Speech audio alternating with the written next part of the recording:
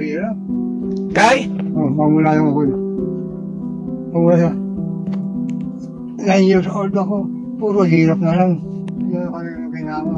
Dati kasi po si Papa namamalimos po siya. May bukas pa sa iyong buhay. Hello mga langga, isang mapagpalang umaga, tanghaling gabi, isang sulok man tayo ng mundo ngayon naroon, naway nasa mabuti po tayong kalagayan. At nagbabalik muli ang inyong lingkod, Elmas Vlog. At bago po ang lahat, pasalamatan po natin at suportaan natin ang ama ng Kalingap na si Kuya Val Santos Matubang, Kalingap Rab, Ate Edna Vlogs. Ganun na rin po sa mga small YouTuber, no, charity vloggers, Kalingap reactors, suportaan po natin sila. At pag tayo po nanood ng kanilang mga video, huwag po natin i-skip ang mga ads nila para sa ganun na paraan po ay makakatulong din po tayo sa kanilang mga tinutulungan. Ayan mga langga, no, at ang reactionan po natin ngayon na video, ito po ay mapanood natin ng buo sa channel ni Kuya Val Santos Matubang. At ito po ay sa mag-ama na Piniel at Tatay Danilo, no? Na-scout po ito ni Kalingap Pusi Andrino Vlog. Ayan.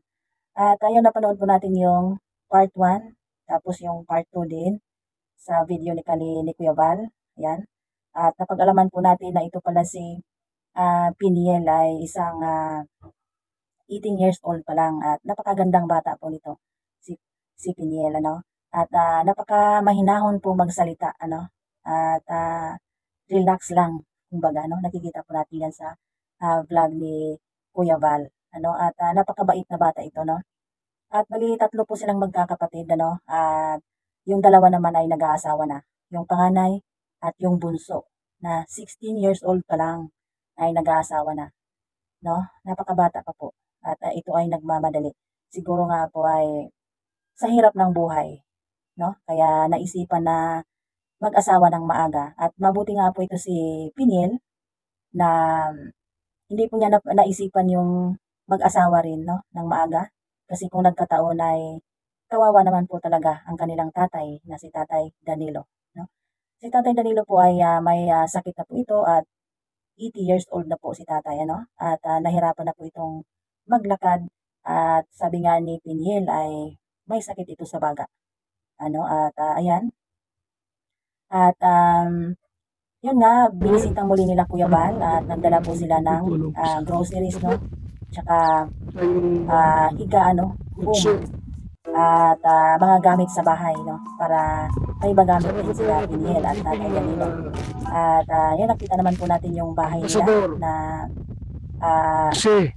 kubo-kubo lang at hindi po maayos, napakaliit. At nakita natin yung dingding ng bahay nila ay isang tadyak lang ay sira na yun, pati yung pintuan.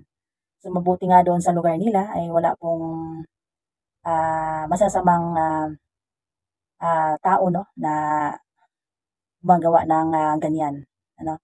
At saka yan, gusto nga raw pong mag-aral nga ni Piniel, ano, at ang kanyang balak ay magtatrabaho muna para makaipon. At kung makaipon ay at saka siya mag-aral, no. Pero yun nga, na nga ito ni Kalingap Jose at ni-repair kay Kuya Val. At sabi naman po ni Kuya Val ay wag na daw magtrabaho si Piniel, ano. Alagaan na lang niya yung kanyang ama at sila na po ang bahala, sa gastusin. At balak nga po ito ni Kuya Val na pagawaan ng bahay, no, kahit maliit lang at sarili po nila na bahay. Kasi yung tinitira nilang bahay ay hindi po yan sa kanila, no. Sabi ni Piniel ay sa kanya pong auntie yan, no? Sa kapatid ng kanyang nanay. No? At ang nanay naman ni Piniel ay talaga, sumakabilang buhay na rin. Kaya ayan, sila na lang dalawa ng tatay niya at saka yung dalawang kapatid niya na may asawa na pero wala naman dyan sa kanila, no? Nasa malayong lugar. So siya lang talaga yung nag-aalaga sa kanyang ama na may karamdaman. At nagpapasalamat po tayo kay Kuya Val na talaga namang yun nga, napuntahan nila at dinala ng tulong kahit sobrang layo po yung nilalakad nila, no? Napanood ko sa vlog na talagang hinihingal nga yung mga nagkakarga ng kumbaga nagbibitbit ng bigas at grocery, ano. Talagang hinihingal sila at sobrang init pa ito. Pero talagang ginawa nila yung kanilang tungkulin na tumulong po or makatulong sa mga tao na higit na nangangailangan. Kaya no, at napakabait at napakabuti na bata nito si Piniel, ano, na hindi niya iniwan yung kanyang ama na may karamdaman kahit sa sobrang hirap nila. Kasi yung inaasahan daw nila ay yung ano lang, yung sahod nila sa purpose at saka yung padala ng auntie niya na hindi pa umabot ng 1,000. So, napakahirap po yun budgetin. Yung pera na yun lalo't napakamahal ng bilihin, ano. At ito ay talagang binudget nila para sa kaniyang ama, no, na makabili po sila ng makakain nila araw-araw. Ayan po mga kalingap, mga langga, at maraming salamat po sa suporta at naway panoorin din po ninyo yung video ko at para po pag makasahod po tayo, makatulong din po tayo, no, sa mga katulong tayo at ayan po, maraming salamat at please subscribe and please na rin po ninyo yung bell button para sa sunod na video ay mapapanood din po ninyo at maraming salamat. God bless us all and mag-ingat po tayong lahat. I love you all. Bye-bye.